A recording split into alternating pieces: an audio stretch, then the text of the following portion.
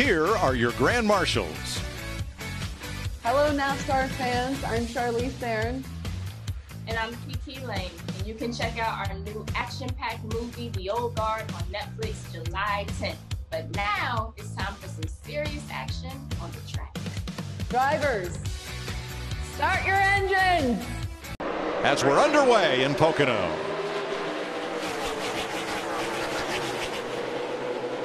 One back to your lane. There's a car length between the 12 and what's below him.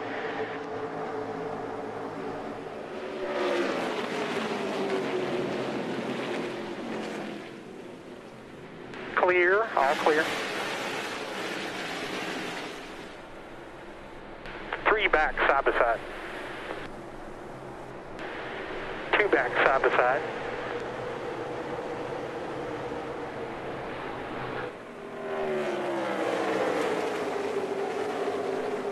Three and a half to the 18. He's clear by 4.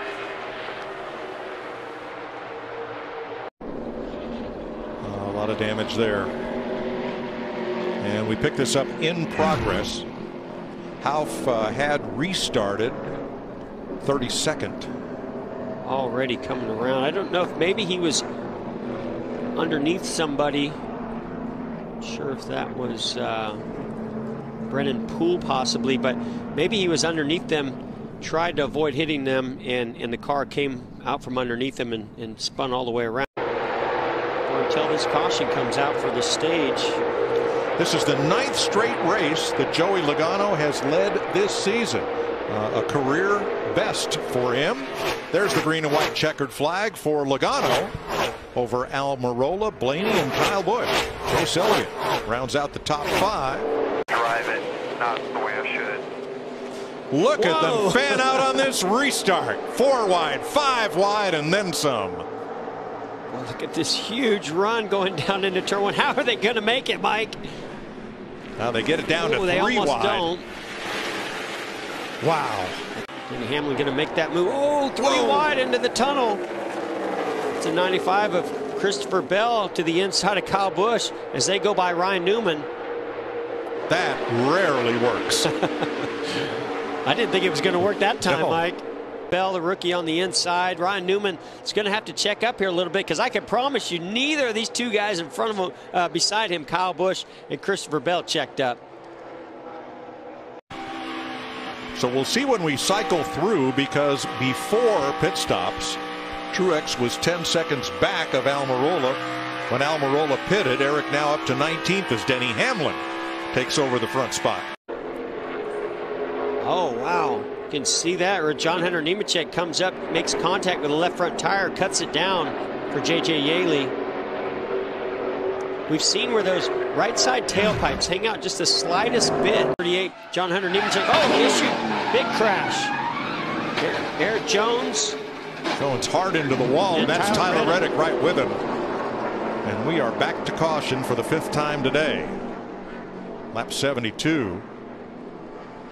Heavy damage on the right side of Reddick's car. Oh, no, he just checks up trying to go around a slower car, and Tyler Reddick had a huge head of steam coming. And as Jones moved down to go around that slower car, Tyler Reddick and he make contact. Drive too deep in the corner. Here's 3 wide. Denny Hamlin going to the inside of Alex Bowman and Matt Benedetto. Not going to complete that pass. This is for 5th place. It was a great move, but just was not able to clear Alex Bowman. Here comes Kyle Busch, 3 wide with a big run. And Kevin Harvick to the outside. This is pretty crazy. Last lap, stage 2, green and white checkers in the air for Eric Almirola, Joey Logano, Martin Truex, Ryan Blaney, and Matthew Benedetto. The top 5. Cut down that right rear tire. Yeah, you can see the damage to the right side. I said 18th. He was 12th when he brushed the wall and had that problem. Yeah, and throwing debris out there. There's that right side skirt. But going back to Harvick and Almirola, they came off pit road. Harvick with 2 tires, Almirola with 4. And even though there was maybe a 4-second gap, 5-second gap, I thought Almirola would eventually start closing in. Front tire down on Joey Logano. Running 8th. And remember, you got to keep this car in shape because you have to use it tomorrow. Well, that one's not in great shape with the left front. They might be able to fix that. Hamlin looking for Pocono win number 6. Harvick looking to win here for the first time ever. See Denny running a little bit lower line. Not really closing that gap enough. The only thing I see happening here, Mike, is Harvick's going to have to make a mistake in the tunnel turn. I just don't see Kevin Harvick making that mistake in these last couple of corners. Harvick did break the draft going down Long Pond straightaway. Hamlin unable to gain ground in the short chute for the final time and onto the front straightaway. Kevin Harvick at Pocono finally is a winner. Good job. Way to see the strategy. What a turnaround. Great job, guys. Awesome. Thank you.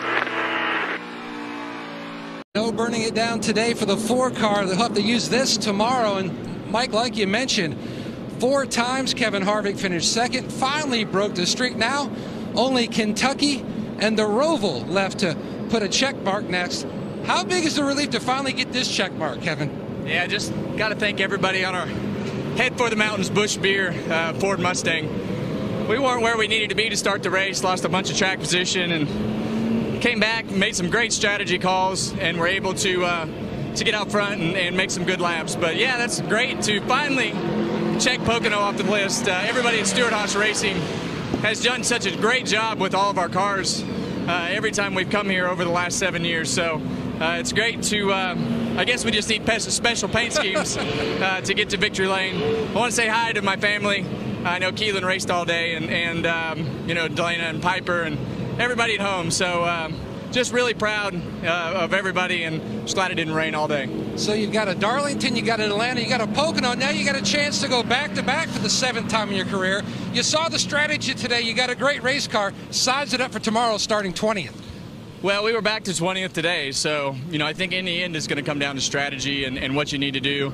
I got to thank everybody from Mobil 1 and Hunt Brothers Pizza, Jimmy John's, Fields, everybody from Haas that puts this car on the racetrack. I wish I could explain to everybody how hard the guys and gals are working in the shop right now with this schedule, and everybody broke up.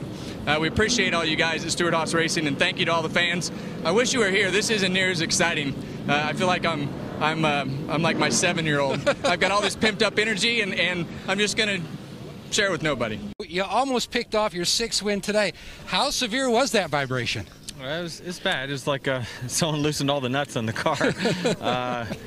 You know, it's unfortunate we got there. I mean, we came there from a long way back and had a strong FedEx Camry. It's just with about 15-20 to go, the vibration just got really, really bad, and still it would have been tough to pass. You know, even though we got there, it was going to be tough to get around them, but man, our car was extremely fast, and optimistic for tomorrow's race for sure. All right, keep an eye on that rocket tomorrow, Mike.